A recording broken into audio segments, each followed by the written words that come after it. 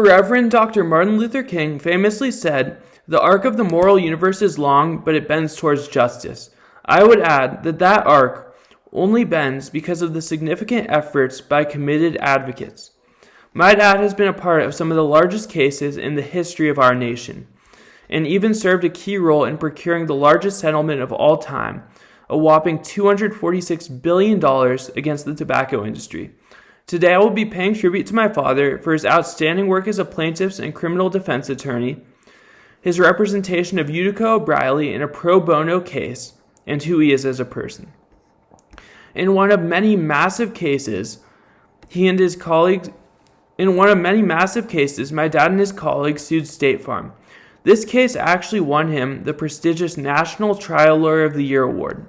20 years ago, there was a case against State Farm alleging that they had been repairing people's cars with used and faulty car parts.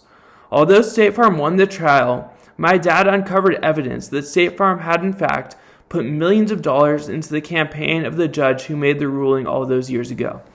This was essentially a bribe. With this new information, the case was back on, and State Farm settled for $250 million. My dad has played key roles in many more high-profile cases. If you want to know more about my dad and his career, you can Google Robert Nelson LCHB and his bio will come up.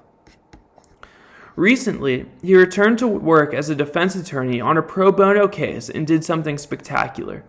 Utica O'Briley had been sentenced to 60 years in prison without the possibility of parole for an armed robbery that occurred when he was 19. When Utica's case went to trial, his lawyers completely botched the case when they failed to produce available evidence that would have exonerated Utica. About 1.5 years ago, my dad became aware of the case and motioned to have Utica released, citing the evidence that essentially proved his innocence. My dad and his team wrote a 90-page filing detailing all of the evidence. This was the response of the District Attorney of New Orleans after reviewing the evidence.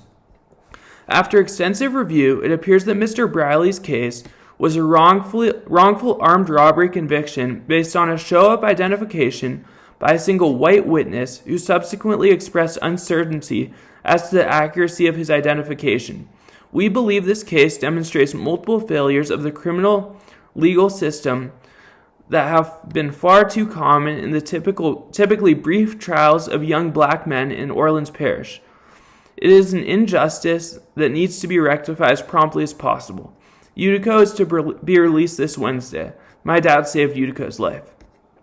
Although my dad has done many incredible things during his career as a lawyer, he has done so much more as a father in person. Growing up, my dad and I shared a love of Bay Area sports, and many nights after I completed my homework, we would watch Warriors games. It was and still is our tradition.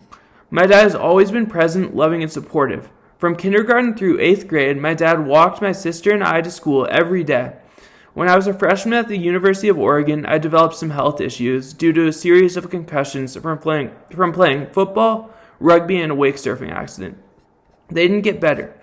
I was confined to my dorm room, unable to go out or do much of anything.